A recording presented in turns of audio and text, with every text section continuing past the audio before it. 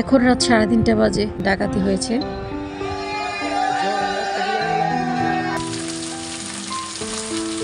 রান্না করছি সর্ষে ইলিশ। অস্থির একটা ঘ্রাণ।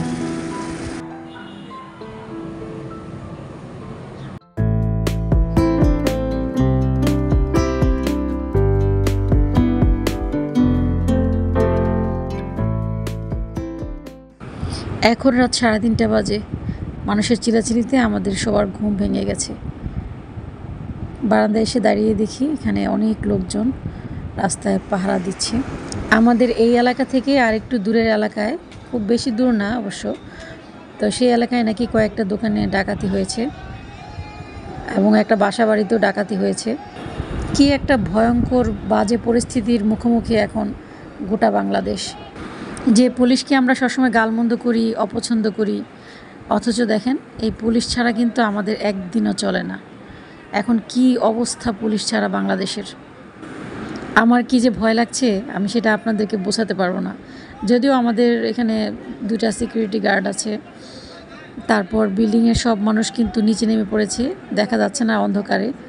সবাই কিন্তু এখন নিচে হাতে লাঠি সাটা নিয়ে দাঁড়িয়ে আছে, যে যেভাবে পারে সেভাবেই। আর আমাদের এলাকার সব ছেলেপেলে কিন্তু এখন রাস্তায়। সো আমার ভয় পাওয়ার তেমন কিছু নাই, তারপরেও ভয় লাগছে। যেহেতু জীবনের প্রথমবার এরকম দেখছি, ভয় লাগারই কথা, স্বাভাবিক।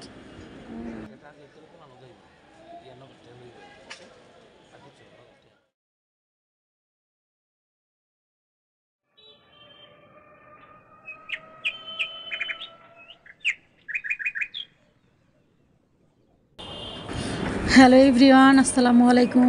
কেমন আছেন আপনারা সবাই? আশা করছি সবাই খুব ভালো আছেন এবং সুস্থ আছেন। সারাটা রাত ঘুমাতে পারিনি ডাকাতের অত্যাচারে, তো টেনশন তো মাথায় একটা আছি, ঘুম ঘুম ভাবও আছে, তো সব মিলিয়ে খুব বিচ্ছিরি একটা অবস্থায় আছি এখন।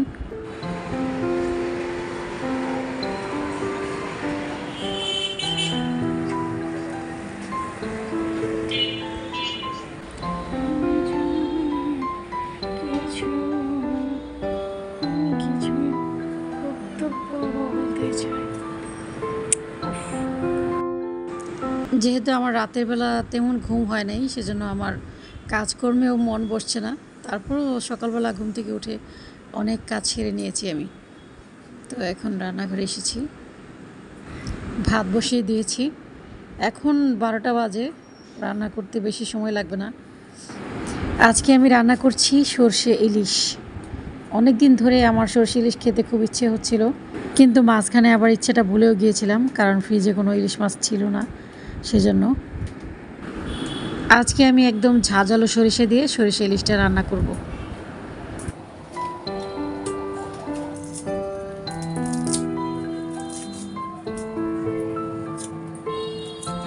এখানে আমি প্রায় কাঁচামরিচ নিয়েছি 8-10টার মতো, আর 2টা রসুন নিয়েছি, আর নিয়েছি 3টা পেঁয়াজ। এই কয়েকটা উপকরণ দিয়ে যদি সরিষা বাটা হয় তাহলে সরিষার যে একটা তিতা তিতা ভাব থাকে সেটা আর হয় না। আমি অবশ্য কালো এবং হলুদ সরিষা 2টা একসাথে বেটে নিই, কিন্তু আজকে আমার ঘরে হলুদ সরিষাটা নেই, শুধু কালো সরিষাটা আছে। তো সমস্যা নেই, কালো সরিষা দিয়েই আজকে আমি সরষে ইলিশ রান্না করব।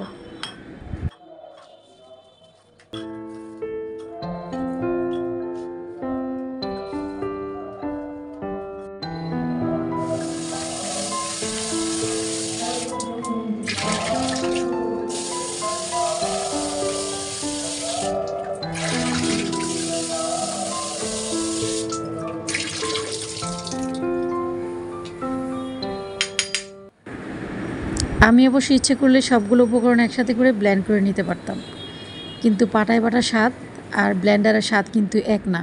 সেজন্য পাটায় বেটে নিচ্ছি। একটু কষ্ট করে হলেও যদি পাটায় বেটে তারপর রান্না করা যায় তাহলে সত্যি এটার স্বাদ অন্যরকম হয়।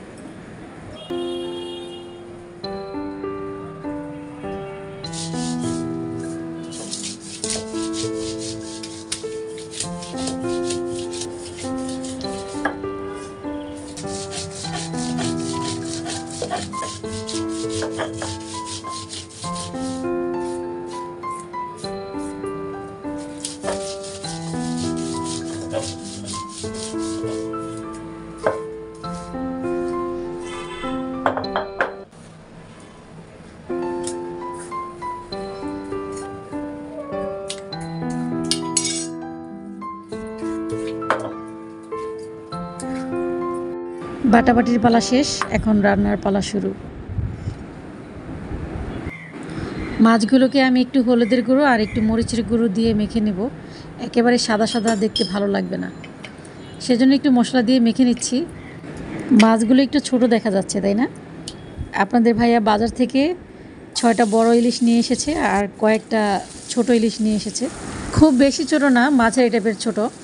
তো মাঝারি টাইপের ছোটো মাছগুলো দিয়ে আমি শুধু তরকারি রান্না করব, আর বড় মাছগুলো দিয়ে আমি ভাজা খাবো, কারণ বড় ইলিশ দিয়ে তরকারি রান্না করাটা আপনাদের ভাইয়া পছন্দ করে না। আজকে আপনাদের ভাইয়া বাসায় নেই, তাই আমরা ছোট ইলিশ মাছটাই রান্না করে খাচ্ছি। আমি কিন্তু পেঁয়াজগুলোকে প্রথমে বেরেস্তা করে নিয়েছি, দেখতেই পাচ্ছেন। এভাবে বেরেস্তা করে নিয়ে তারপর মাছগুলোকে এভাবে ভেজে নেবেন। খুব বেশি ভাজার দরকার নেই, হালকা একটু ভেজে নিলেই হবে। তো এভাবে ভেজে নিয়ে যদি মাছটা রান্না করা যায়, সরষে ইলিশটা রান্না করা যায়, তাহলে মানে এত ভালো লাগে, এটা আমি আপনাদেরকে ভাষায় প্রকাশ করতে পারবো না।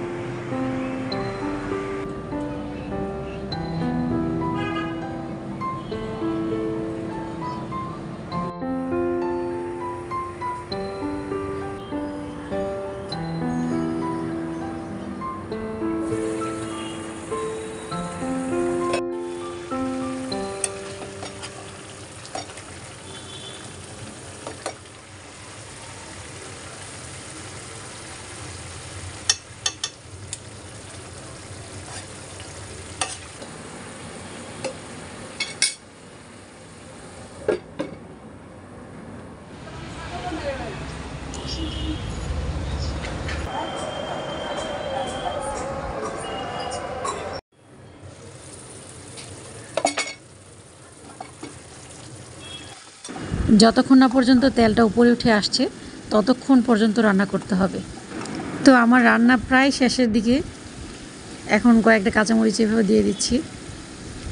এত সুন্দর একটা ঘ্রাণ বের হয়েছে না, মানে কি বলবো, অস্থির একটা ঘ্রাণ।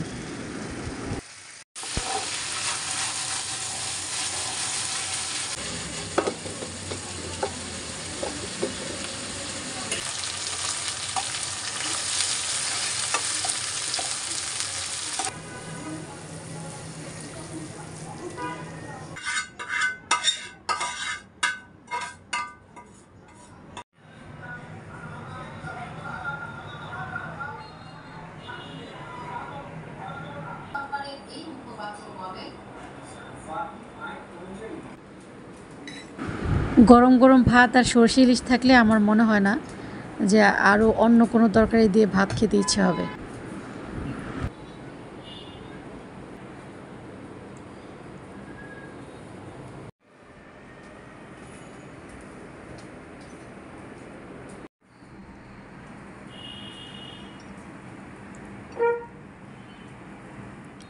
আমার আজকের ভিডিওটি আপনাদের কাছে কেমন লেগেছে অবশ্যই কিন্তু কমেন্ট করে জানাবেন, এবং ভালো লাগলে একটি লাইক করে দেবেন। আজ এই পর্যন্তই, ফিরে আসবো নতুন আরেকটি ব্লগ নিয়ে। সেই পর্যন্ত সবাই ভালো থাকবেন। আল্লাহ হাফেজ, আসসালামু আলাইকুম।